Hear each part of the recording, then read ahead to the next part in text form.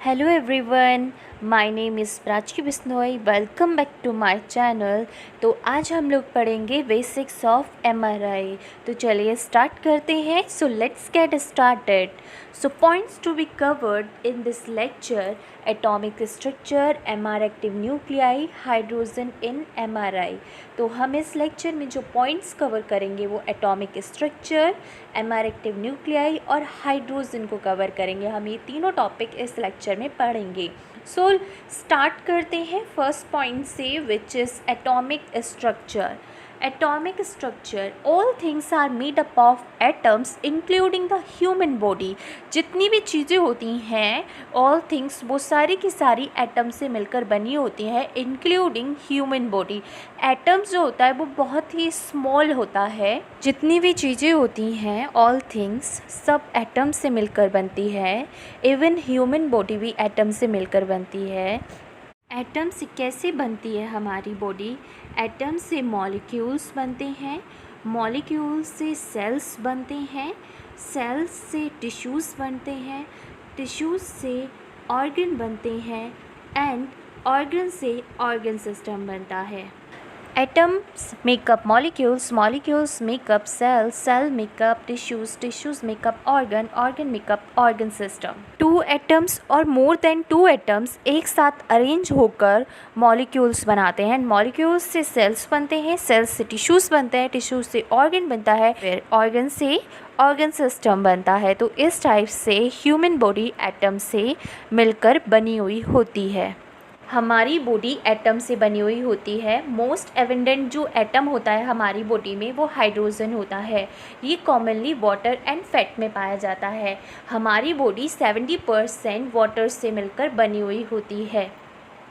For example, हमारी body में जो सबसे ज़्यादा एटम होता है वो हाइड्रोजन होता है, और ये सबसे ज़्यादा वाटर में, क्योंकि हमारी बॉडी 70% वाटर से बनी हुई होती है। फिर फैट में पाया जाता है। फॉर एग्ज़ाम्पल, वाटर H2O दो हाइड्रोजन एटम से अरेंज्ड होता है एक ऑक्सीजन एटम के साथ, और फैट में हाइड्रोजन एटम अरेंज्ड होता है कार्बन और ऑक्सीजन के साथ। हर एक का नंबर, दैट मीन्स हाइड्रोजन का नंबर, कार्बन का नंबर और ऑक्सीजन का नंबर फैट के टाइप पे डिपेंड करता है कि कौन से टाइप का फैट है। The number of each depends on the type of fat. Atom electrons और न्यूक्लियस से मिलकर बनता है।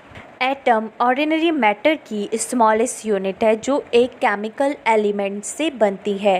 An atom is the smallest unit of ordinary matter that forms a chemical element. Nucleus positively charge protons और electrically neutral neutrons से मिलकर बनता है। न्यूक्लियस के सराउंडेड नेगेटिवली चार्ज इलेक्ट्रॉन्स होते हैं क्लाउड की फॉर्म में। Neutrons and protons held together via nuclear force. Nuclear force electrostatic force से बहुत ज़्यादा स्ट्रॉन्गर होता है। All atoms are electrically neutral.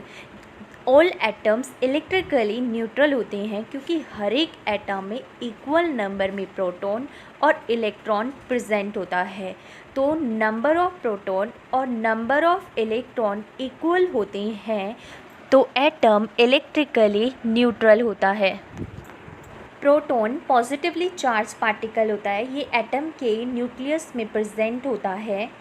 Next है न्यूट्रॉन।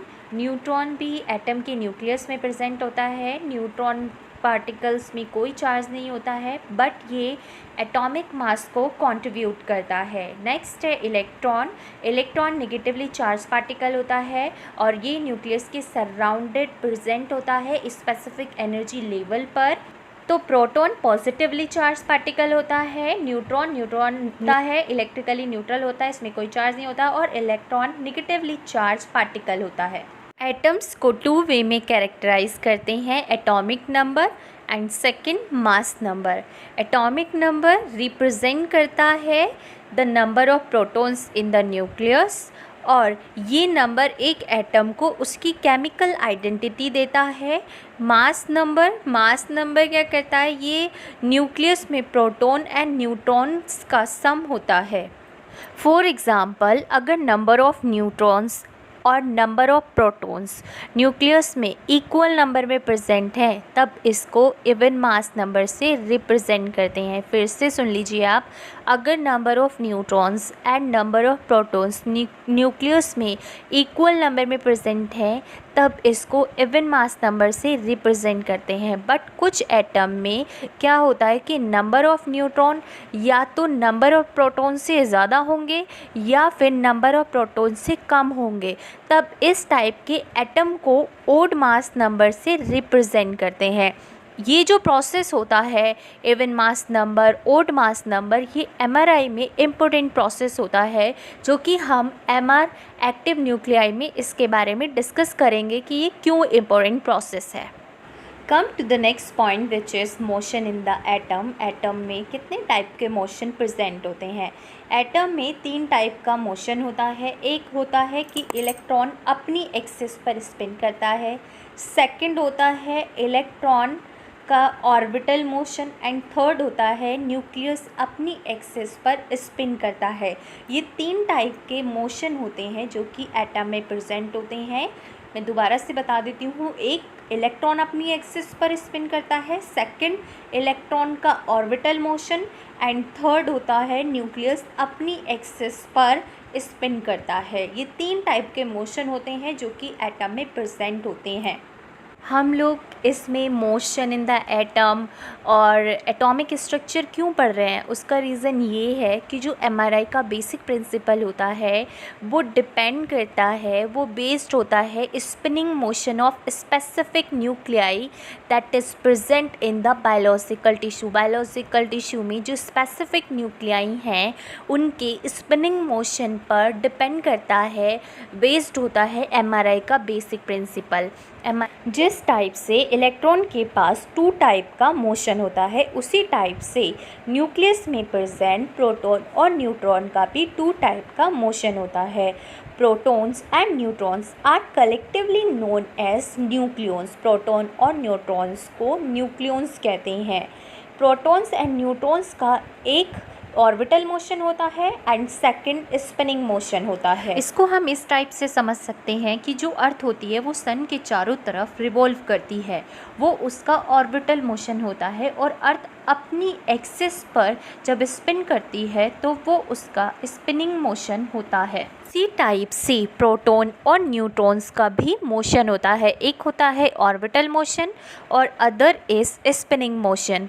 न्यूक्लियॉन्स के ऑर्बिटल मोशन के कारण उसके अंदर प्रोड्यूस होगा ऑर्बिटल एंगुलर मोमेंटम, और न्यूक्लियॉन्स के स्पिनिंग मोशन के कारण उसके अंदर प्रोड्यूस होगा spinning angular momentum. To the next point which is MR active nuclei.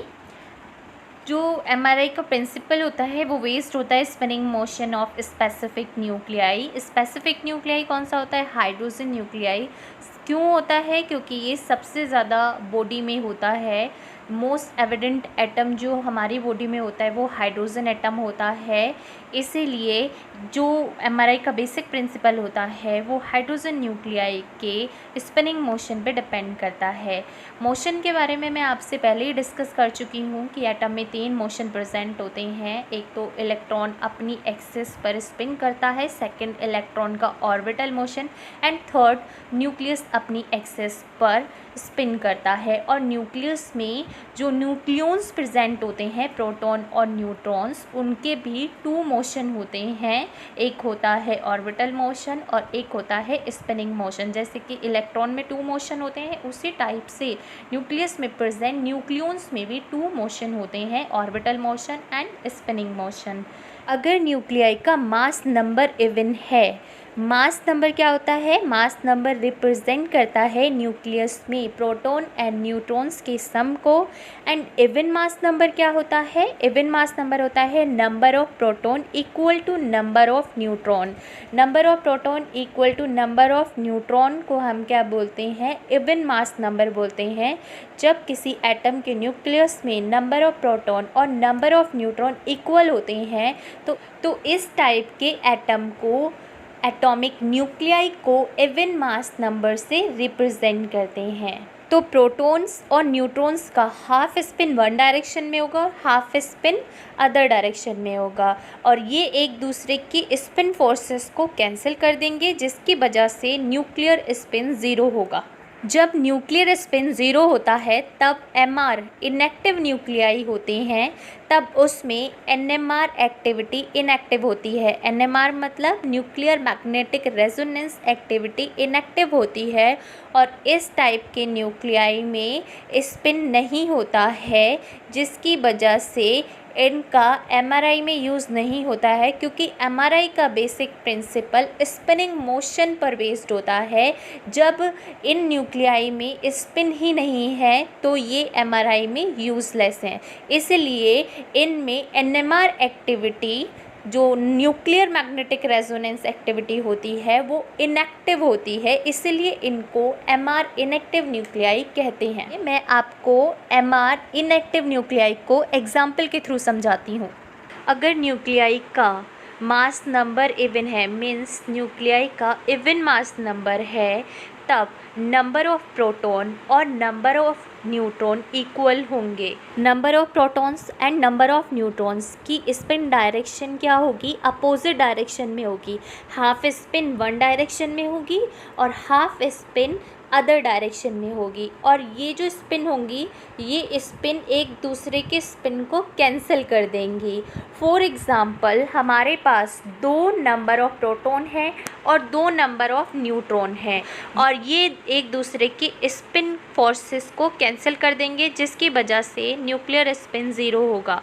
Nuclear spin को आई से डिनोट करते हैं। न्यूक्लियर स्पिन को कैलकुलेट करने के लिए हम फॉर्मूले का यूज़ करते हैं, जिसमें nuclear spin I is equal to proton plus neutron होता है।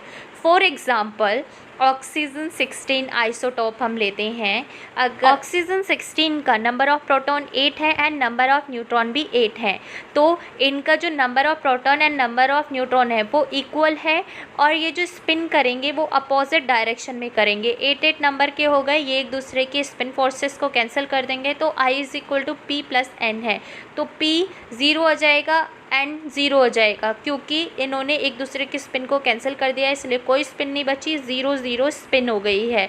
तो न्यूक्लियर स्पिन कितना हो जाएगा? ज़ीरो हो जाएगा, तो नो नेट स्पिन होगा। न्यूक्लियस में कोई भी न्यूक्लियर एंगुलर मोमेंटम नहीं मिलेगा, इसलिए न्यूक्लियस में नेट स्पिन और एंगुलर मोमेंटम नहीं होगा, और इस टाइप के न्यूक्लियाई को इनएक्टिव एमआर न्यूक्लियाई कहते हैं, क्योंकि इनमें स्पिन नहीं होता है, नेट स्पिन ज़ीरो होता है। और अगर जिस टाइप के न्यूक्लियाई को एमआरआई में स्कैनिंग करते हैं तो ये क्या होते हैं? इनएक्टिव होते हैं। अगर न्यूक्लियाई का मास नंबर ओड है, तब नंबर ऑफ़ न्यूट्रॉन या तो ज़्यादा होंगे नंबर ऑफ़ प्रोटॉन से, या फिर कम होंगे नंबर ऑफ़ प्रोटॉन से, और स्पिन इक्वल और अपोजिट डायरेक्शन में नहीं होगी, और स्पिन एक दूसरे की फोर्सेस को कैंसिल नहीं करेगी, इसलिए न्यूक्लियस स्पिन होगा, और इसीलिए न्यूक्लियस में नेट स्पिन और एंगुलर मोमेंटम होता है, और इस टाइप के न्यूक्लियाई को एमआर एक्टिव न्यूक्लियाई कहते हैं। चलिए मैं इसको आपको एग्जाम्पल के थ्रू समझाती हूँ। अगर न्यूक्लियाई का मास नंबर ओड है, तब या तो number of neutron number of proton से ज़्यादा होंगे, या फिर नंबर ऑफ़ प्रोटॉन से कम होंगे। तो ऐसी कंडीशन में स्पिन इक्वल और अपोजिट डायरेक्शन में नहीं होगी, और स्पिन कैंसिल नहीं होगी, इसलिए न्यूक्लियस स्पिन होगा, और इसलिए न्यूक्लियस में नेट स्पिन और एंगुलर मोमेंटम होता है, और इस टाइप के न्यूक्लियाई को एमआर एक्टिव न्यूक्लियाई कहते हैं। 1H1 ले लेते हैं, हाइड्रोजन आइसोटॉप ले लेते हैं। हाइड्रोजन में प्रोटॉन 1 है, न्यूट्रॉन 0 है, तो जो इसका नेट स्पिन निकल के आएगा वो 1.5 निकल के आएगा। क्यों निकल के आएगा? क्योंकि according to nuclear shell model उसमें क्या होते हैं? SPDF सेल होते हैं। तो जो S सेल होता है उसमें अगर नंबर ऑफ़ प्रोटॉन और न्यूट्रॉन 1 और 2 हैं तो उसका जो स्पिन होता है वो 1.5 होता है।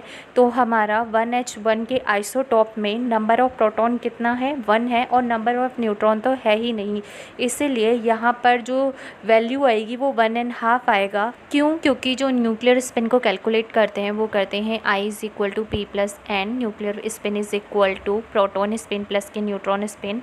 नंबर ऑफ प्रोटॉन हमारे यहाँ पर 1 है और न्यूट्रॉन क्या है यहाँ पे 0 है।